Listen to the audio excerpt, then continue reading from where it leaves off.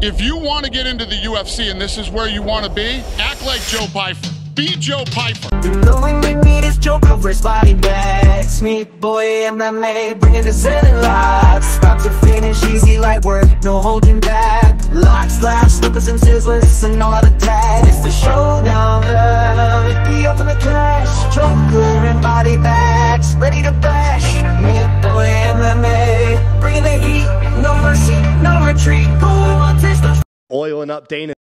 Let's go, meat boys. Another solid fight card at the Apex. Before we even recap last week's meat boy, shout out to our latest subs, right? The homie Sean Black, Flovin Hofgaard, and Pierre Cabrosely. Appreciate you guys always grilling and chilling with the boys. And last week, not too bad, meat boy. You went 3-2. I went 4-1. Some of your better calls were Randy Brown by finish. Absolutely nailed that. We both missed Blake the Builder, and then we were split on that meat event. I had Imavov, ultimately you had Delidze, but what were your thoughts? What stood out from last week's meet?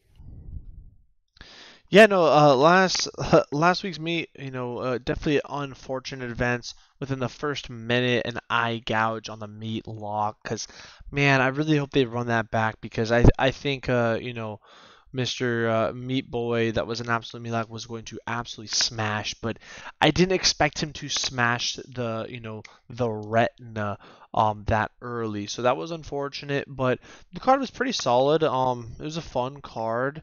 Definitely more excited for this card. We have a lot of exciting fights, I would say, compared to the last one, but last card and this card are pretty good. This is a pretty good month so far.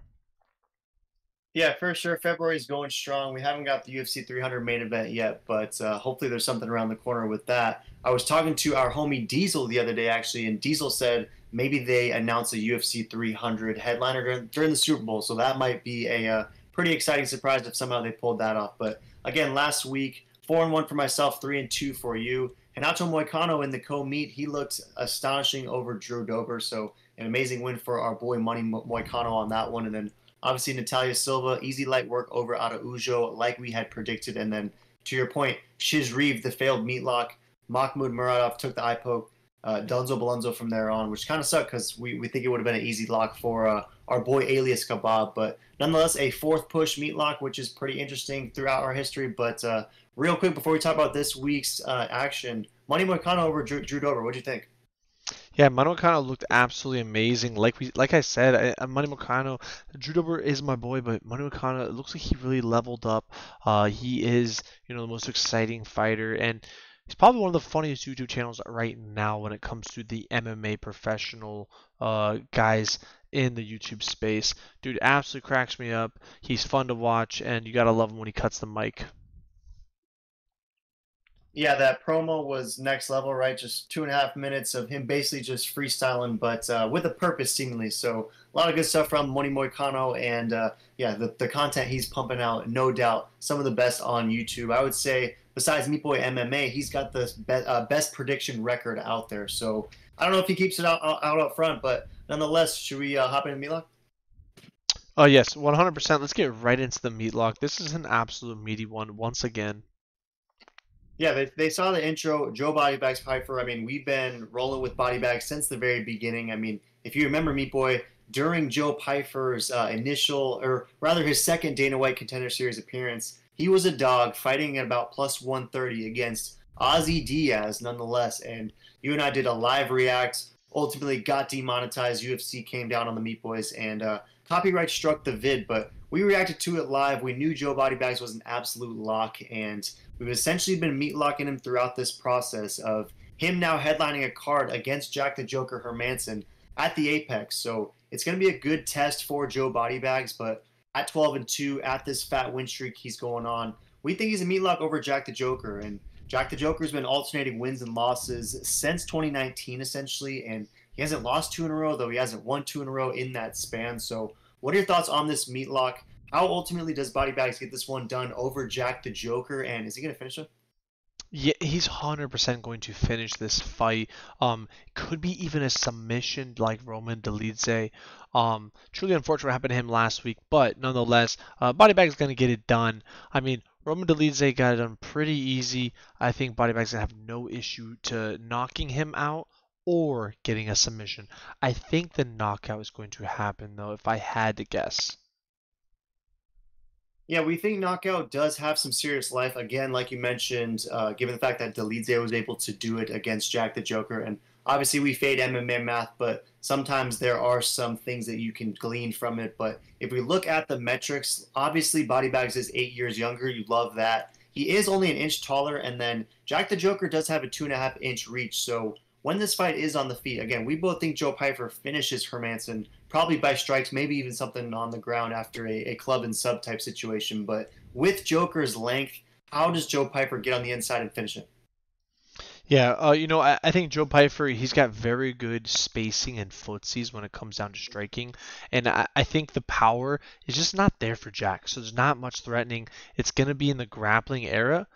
But people don't realize that Bodybagz wrestling and grappling is pretty top tier. So it's going to be bad news for Jack. This is a bad matchup for him. It's clear to me that Dana White is trying to make another superstar, and this is it. This is where Joe shines. This is where Joe absolute meat locks it for the boys, and he becomes that next potential hype Bo Nickel, but without the hype already going into the UFC like Bo Nickel had. This one was a little more earned, I would say, and respected. Yeah, for sure. I mean, a lot of fans didn't know who Bodybagz Pyfer was a few years ago, whereas everyone's known of Bo Nickel since the dude was 16 years old. So definitely some good points made there. And if you look at Tapology, 86% is rolling with Bodybagz, and it's basically all brown. So they also think that the KO is most likely for Bodybagz. But even you mentioned the wrestling. I mean, Joe Bodybagz is a tough, strong dude, and at times we know that Jack the Joker is like a sneaky grappler. He has some like solid submissions, but it almost kind of reminds me of like Ryan Hall versus Ilya Topuria in the sense that Ryan Hall's jiu-jitsu was pretty nice, but Topuria was just so much stronger, so much heavier on the ground, and just way stronger than Ryan Hall. So no matter the wizardry he could perform, the top pressure was just too much from Topuria. Maybe we're dealing with a similar situation here where Joe Pyfer just smushes Jack Hermanson because Pyfer is a big dude, right? And we know he's getting all these rounds in with Petrosky, with Sean Brady, with Basil Half-Ass, and with that one young killer Soto that you often mention too. So some good stuff from Bodybagz, but nonetheless, we're throwing down 258. It's going to net 100, get us that 91st meat lock, keep us in the green either way, but should be easy work for Joe Pyfer, eh? Yes, easy work nonetheless. I mean, I just don't see this going past the second round, to be honest. It's probably going to end very quickly and very unfortunately for Mr. Joker, that is. Yeah, brutal beef for sure. Rip up the Joker. Won't need it in this one. And in the next one, Meat Boy, we got Devin the Brown Bear Clark. We're staying with the heady meat slinging Meat Boys right away. And we got Devin Clark, who at 14-8, the Brown Bear is taking on Marcin Prashno, who is 16-7, and he's lost 2 of his last 3. And his only most recent win was against William Knight, and that was a fight where William Knight literally just stood there frozen for 15 minutes. Had some things going on in his life that distracted him, so to speak, and a very interesting performance from Knight, but a win for Prachnio, a good win, I guess you can say, but you haven't been overwhelmed with what Marcin Prachnio has been offering since he got that finish over Ike Villanueva, and that was a fight where he got performance of the night. He won his second straight in a row, but since then, I mean, he got absolutely smoked by Vitor Petrino a couple months ago, and then Felipe Lin's unanimous decision, easy light work, bodied him as well, and then Devin the Brown Bear, I mean, he seems like a fighter that we're always breaking down. Sometimes we might be a little bit too high on Brown Bear, I can say, but other times he performs the way that a lot of people believe he should perform at, but he's also lost 2 of his last 3. His only win was against Da Un Jung, who basically lost a smile on Sam Alvey, so you wonder what to put in that one as well. In this one of 205 Meat Slingers, you taking Devin the Brown Bear, or is Marcin Prachnio coming in as a dog and a pretty decent one at plus 190? Is that where you're going? The plus 190 is appetizing and intriguing, but Brown Bear, I think, really does have this. I think he's going to use that strength, use that grappling, use that power of his to just dominate. And he has a gas tank for being a big boy the way he is. So I think this honestly might be a pretty easy fight for Mr. Brown Bear.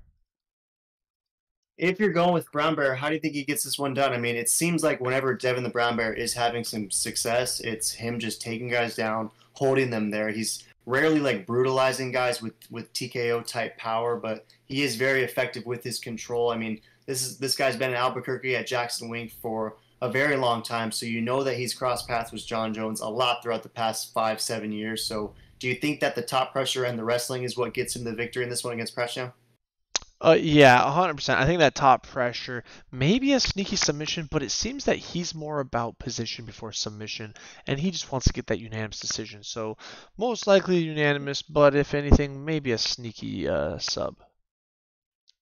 Yeah, I like that. And 76% is rolling with the brown bear, and it's basically beige everywhere too. So it's 24% for Pacquiao, predominantly beige on both sides. So the fans are anticipating a snoozer. Perhaps there's going to be some sneaky TKO slash submission value. I mean, maybe you can scope that at plus 500 or something. Check both finish boxes, and maybe the brown bear pulls off a finish, but wouldn't be too bullish on that one, given the fact, to your point, that he usually is a position over submission guy for sure. So I'm with you. I'm going to go Devin the brown bear, probably by finish, but maybe, or excuse me, probably by decision, but maybe a late third round finish if Pacquiao just decides to get the hell out of there. So, any thoughts on this light heavyweight scrap?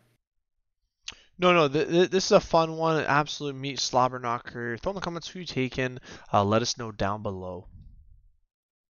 Absolutely, dude. And another easy one to break down here. This one should be pretty fun. Jeremiah Fumbalaya Wells, 12-3-1, 4-1 in the UFC, taking on Max Payne Griffin, who is 19-10 overall, 7-8 in the UFC. This one is a welterweight scrap that should be pretty interesting because both these dudes are getting kind of up there, right? Jeremiah Wells, 37 years old, no spring chicken, nor is Max Griffin, who is basically an OG at this point. This guy has double-digit fights in the UFC and has been holding it down for a long time. And to his credit, even though he's getting older, clearly all of us are, he's one of those rare guys who seemingly has been getting better with the more experience he's earned in the UFC. So this one's interesting to me. Around plus 150 is Max Payne Griffin. Fumbalaya Wells is around minus 180, but if this is a winnable fight for Jeremiah Wells, maybe Max Payne is the opponent, or is Jeremiah Wells, after that last absolute catastrophe of a loss versus Carlston Harris in a meatlock that we obviously missed on, was that enough to send Jeremiah Wells in the wrong direction, and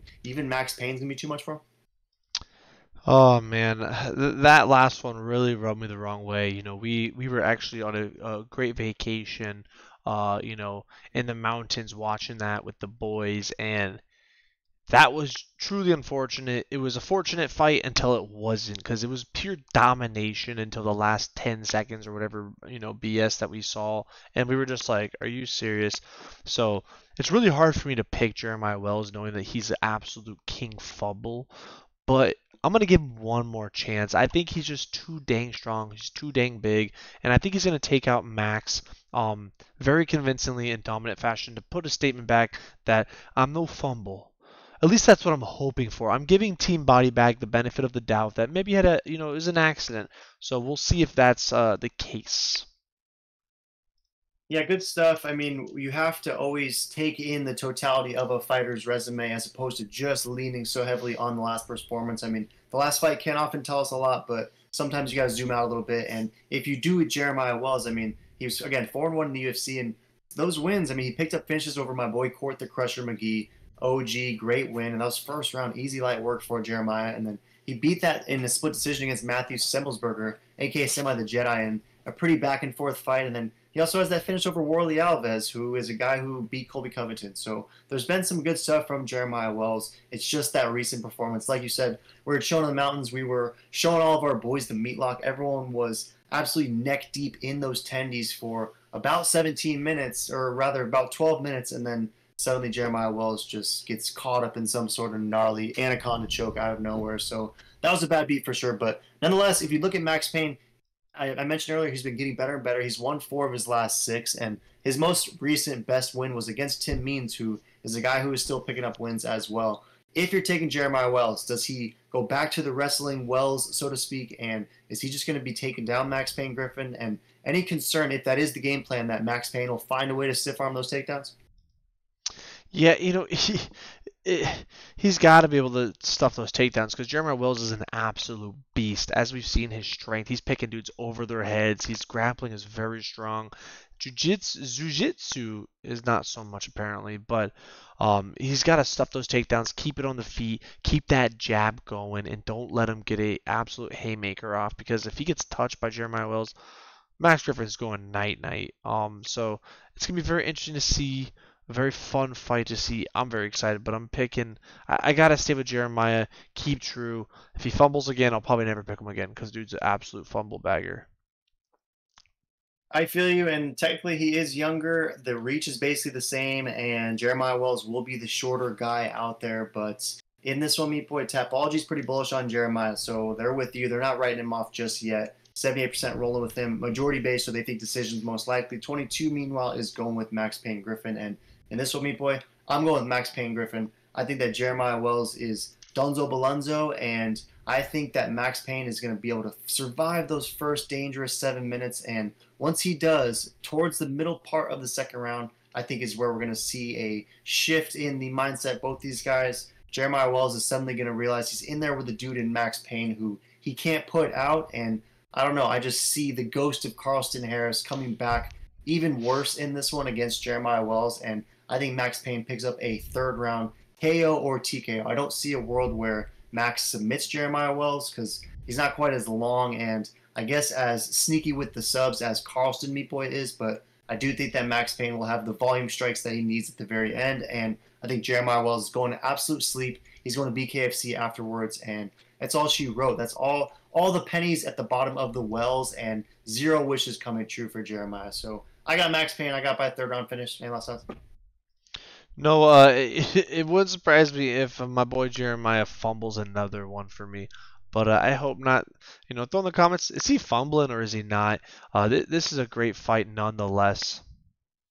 100%, Meat Boy. This one's very interesting. A middleweight meet down between Armor Petrosian, 9-2, plus 100. It's basically a pick 'em, but he's technically plus 100 against another 9-2 fighter, Rodolfo Vieira. The black belt hunter, minus 120 are his odds, so technically a slight favorite. But Rodolfo picked up a nice win most recently against Cody Brundage. He got Cody Brundage on that just sort of downward spell, even though he's been able to rebound since. But he really made light work of that one. Performance of the night for him, so it seemed like a fight where finally Rodolfo Vieira came into his own and actualized all the skill, actualized all the hype that this guy has had. But he ultimately picked up his most recent win, and he's won 4 of his 6 UFC fights. Has the losses to Chris Curtis in a fight where Chris Curtis really put it on him, and if Rodolfo was unable to get those takedowns, Chris Curtis kind of was just teeing off on him the whole time. And then Anthony Fluffy Hernandez, if we remember that one, Rodolfo had a very strong first round, but totally gassed, and the purple belt was able to essentially steal the black belt right off of Rodolfo. But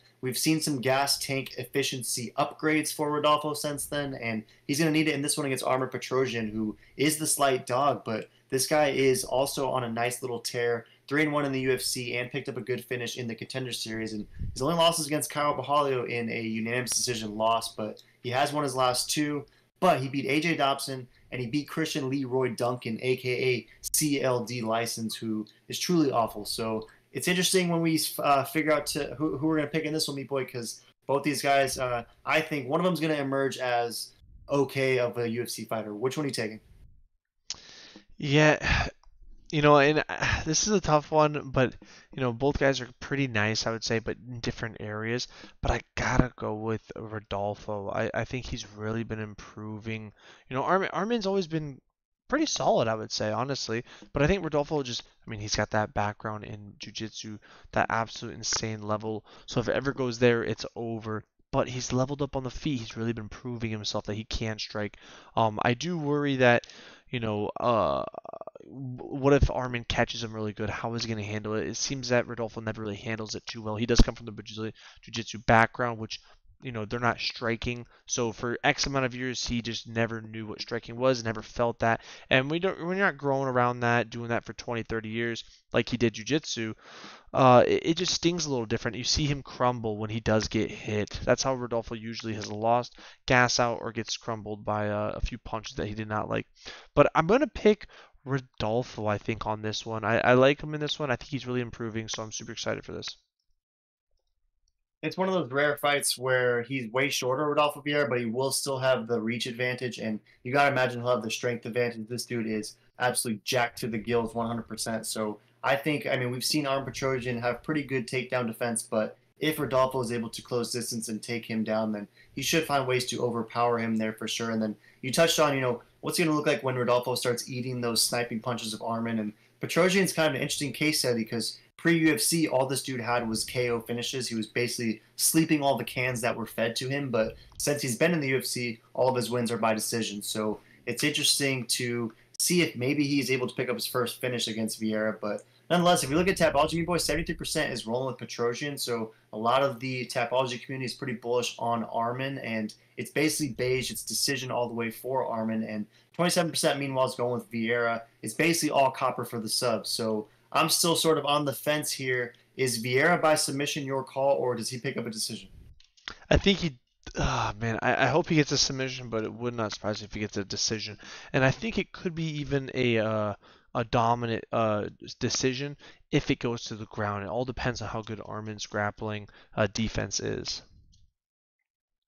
Yeah, for sure. I agree with that. And I'm going to agree with you, Meat Boy. I don't really love the pick. I see a world where Petrosian does it, get this one done. And Vieira's gas tank, even though he has made some market improvements recently, does kind of worry me against a guy like Arman, who is going to be pretty well-rounded in there. But let's bank on the fact that Vieira's peaking. He's finally going to really hit his stride in the UFC, and maybe he's bound for the top 15, because a lot of people thought this dude was an eventual champ, and while there were some hiccups along the way, maybe Arman's the right guy at the right time. So I'm going to go Vieira. I'm going to go by decision, though, because maybe Petrosian survives, and if there's like plus 300, plus 400 availability for Rodolfo Vieira by decision, I think that's kind of interesting, because I'm guessing all the beef is going to be on Vieira by sub. So I'm going to go Vieira by decision. Any last thoughts on that one? No, fun fight. Yeah, I think Vieira really does have this. Let us know what you guys think, though. This is a fun fight, you gotta admit. You gotta admit, indeed, Meat Boy. And in this one, I gotta admit, this is kind of a low-key banger as well, because perhaps it is time for the RoboCop to truly emerge, and maybe Brad Tavares is going to be on the wrong end of a robotic rampage, so to speak. But in this one, Gregory Rodriguez, minus 238. He's 14-5 overall, 5-2 in the UFC, and he's won 3 of his last 4. He did get absolutely brutally slept, though, by Bruno Ferreira, a.k.a. the Hulk, and that was an interesting fight because RoboCop was dominating, but then suddenly just down the pipe, straight meat shot, slept RoboCop. And we know RoboCop is a guy who often does sustain damage in fights. I mean, if you think back to that fight with Chidi and Joe Kawani, fight of the night, he had that absolutely split head and third eye essentially was revealed, but he's always finding ways to survive, except against that Hulk smash that happened just in 2023 at the beginning of it, about a year ago. But he has rebounded since. He got that nice win, the brutal, gnarly elbow finish over Dennis Tululin, and obviously Dennis does get finished a lot, though, so that was expected from Gregory Rodriguez. And Tavares, meanwhile, is a guy who is 20-8. He's been in the UFC for basically 15 years now at this point. This dude has been around forever. He's fought essentially everyone, right? I mean, he's been in there with Yoel, been in there with Whitaker, Adesanya, Dricus du Plessis, and he even gave Dricus kind of a tough fight. But nonetheless, been in there with everyone, is unafraid of anyone. So is Brad Tavares ready to do what he did to Chris Weidman most recently? Is he going to do that to Gregory Rodriguez, or are Weidman and RoboCop on completely different planes, and Brad Tavares is running into a machine in this one? Who are you taking? Yeah, I think Brad Tavares is absolutely running into an absolute RoboCop. Like, that's what it is. And I think RoboCop's going to come in there with some funky moves, some insane power. I'm telling you this, there is no way this goes the distance. I'm sorry, it just won't. I think Brad doesn't make it past the first round, unfortunately. I think RoboCop's going to come in there early and often. Oh, he's the next level world champ jiu-jitsu. Psych. He's going to go out there looking for the third eye again, which I'm very excited about. Yeah, good stuff. He is always searching for that third eye nonetheless. But if we look at Tavares, I mean, the guy does have a lot of losses on his record, but he tends to lose decisions, right? I mean, decision loss to Dricus, decision loss to Adesanya, decision loss to Yoel. The times he's gotten finished were against Robert Whitaker, Tim Boach, Edmund Shabazian head kicked him. I think we were actually at that fight. That was at MSG for the BMF card. We were there. And then he got slept by Bruno Silva. So if you're going with RoboCop, who is obviously a guy who doesn't have a shortage of finishes himself, is he going to be able to get over that toughness hump that Tavares brings to a lot of guys? And if, conversely, me boy, if RoboCop can't finish Tavares, do you worry at all that he could lose a decision? Yeah, I do worry because Brad, he is pretty darn tough. I do worry that it might not go. If it does go and he gasses out from trying to finish him, like he basically does what happened with Imavov last weekend. Except even if I still won, I just worry that I don't know if Rodrigo has that gas tank to deplete everything. Somehow Brad barely survives, and then the tides turn, and RoboCop becomes, fried AI.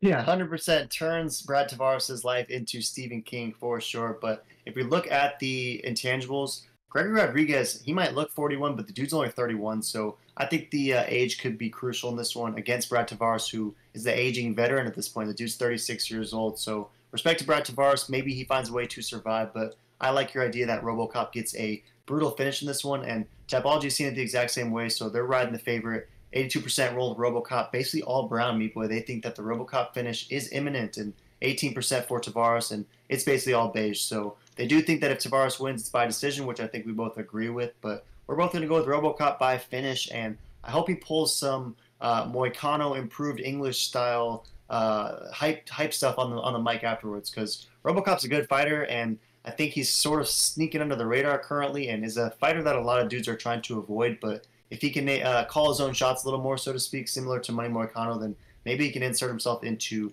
even more interesting fights. Because at 31 and likely peaking, RoboCop, do you think he'd be a future champ? That's a stretch, I think. I think he's too wild.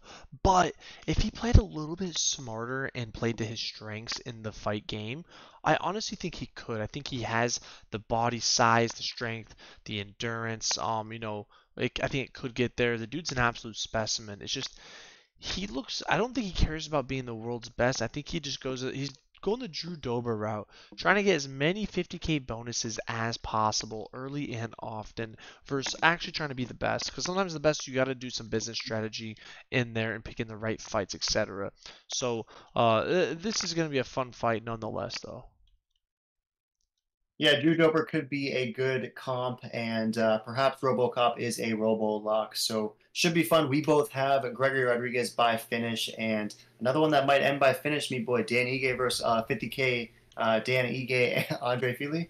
And definitely bad vibes on that exchange, on that intro nonetheless, but you hear the background already. Born Breach, bad vibes. This is Andre Touchy Fili's band that is absolutely banging in the background, and it's good to see him banging on a co-meet opportunity, because Andre Touchy Fili is really coming into his own these last sort of 12 months or so. He's won 2 of his last 3. Easy light work finish over Lucas Almeida in a fight when a lot of people thought it would be bad vibes for Touchy Fili, but turned out to be way too much for Almeida. And then he also had that night split win over Bill Algeo, who is a guy who always gives people problems at the featherweight division. But we know Dan Ige as a guy who, throughout his UFC tenure, he's been always flirting with the top. I think he got as close as to the top 5 recently, but he has, if you sort of zoom out, lost 4 of his last 6. And the last time we saw him, he dropped a unanimous decision to Bryce Mitchell, and that fight was pretty dominant for Bryce Mitchell. I actually thought that Ige was going to be way more competitive than he was in that contest, but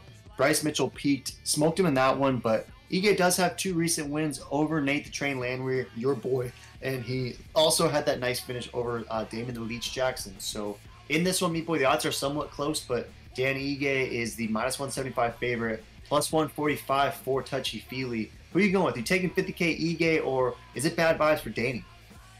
This is one of those instances where I think it is going to be bad vibes for Ige, and I don't think he's going to get that 50K, but this is a fun fight. You guys got to admit that. Like, this is a banger, especially for the hardcores, and bad vibes all the way. Yeah, I love that they made this the co-main event, because to me it rewards Andre Fili for the work he's been putting in lately and historically. I mean, this is a guy who has been in the promotion forever, 10 years, so to speak, and is a guy who never shies away from a contest and always fights the toughest dudes. So, when they offered him Dan Ige as a co-meet, that he was probably pretty stoked, but Ige, also a good opportunity for him, especially coming off that recent loss to Bryce Mitchell. It's like, hey, the UFC still sort of believes in you, still believes that you can maybe get back to that top 5 spot that you were in a few years ago for Dan Ige. So great matchmaking here, cool co-meet, and if you look at Tapology, 81% is pretty bullish on 50K Ige, and it's basically all beige for the decision. Only 19% think it's good vibes for Fili. So if you're taking Fili, and I think that's what you said, how does he get this one done, and are you at all surprised with all the Ige decision backers? I am pretty surprised with all the Ige decision backers, but makes sense. If they're going to pick any category, it's going to be decision, right? He's not going to finish Bad Vibes. Bad Vibes is an absolute, you know, tough son of a gun. Look at all his fights. Don't really need to explain much there. But yeah, Andre Fili, I think he's going to go in there. I think he might even get the big upset KO. And that's what I worry about. Ige is a small guy. He is good, though. But I think Bad Vibes coming with some absolute bombs. Max Holloway did say one time, the hardest hitting guy in that whole division, Bad Vibes. Yeah, and that's a great point because we know all the guys that Max Holloway has been in there, all the thunderous punchers that he's been in there with. So for him to say that Touchy Fili was the hardest hitter does say something for sure. But in this one, Meat Boy, I'm pretty torn. Love Dan 50K Ige, love Touchy Fili as well. But in this one, dude, I do sort of think that Dan Ige is gonna find a way to get this one done, and it's definitely one I'm gonna be staying far away because my heart is with Touchy Fili. I think the dude is an absolute legend, and I just love how he's really overcome so much. It seems like from what he's been offering in the mic the past few years, it seems like he's opened up, seems like he's really come into his own, and you love to see that from any UFC fighter. But in this one, I just think the pressure, the pace might be too much for Fili to deal with, so I'm gonna ever so slightly reluctantly pick Dan 50K Ige, but I don't blame you at all for scoping the Touchy Fili numbers, because Touchy Fili, again, the dude's pretty much peaking, and his only finished loss recently, to your point that Ige, if he does win, is probably by decision, was to Joanderson Brito, and Brito is just an absolute thunderous meathead who has been finishing a lot of guys. So besides Brito, it's really tough to finish Fili, so I'm going to take Dan Ige by an ever so slight, probably split decision. Any last thoughts on this one? No, it would not surprise me if Ige gets it done. But, man, I just think Andre Fili is going to have those absolute meat bombs and just be the bigger guy. But, you know, throw in the comments who you taking and why. Smash that meat, subscribe. Let us know. Are you excited?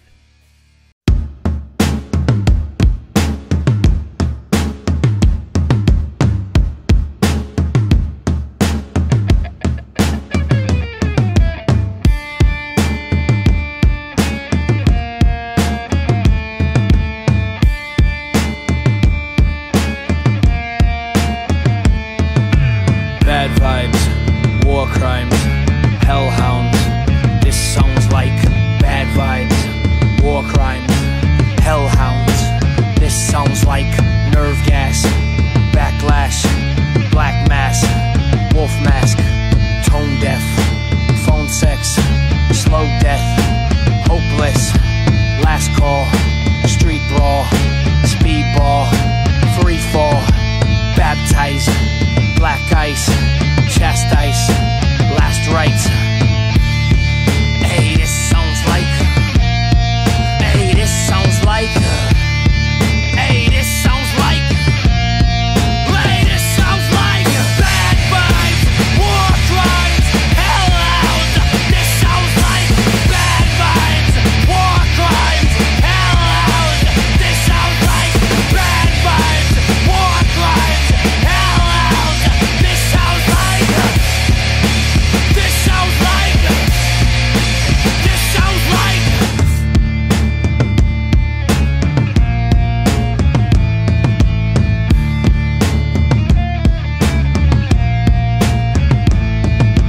Bad vibes, war crimes, hellhounds. This sounds like bad vibes, war crimes, hellhounds.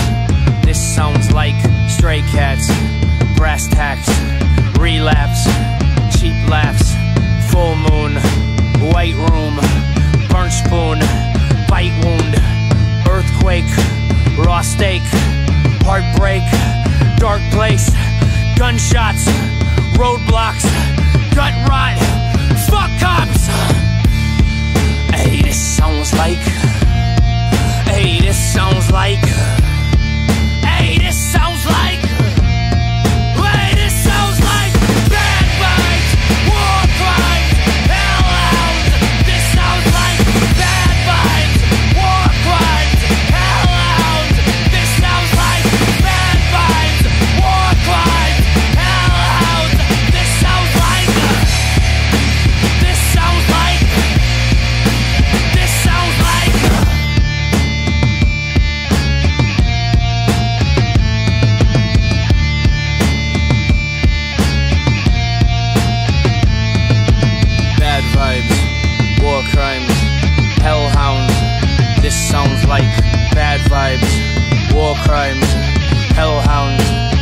sounds like tight noose, recluse, break loose, fake news.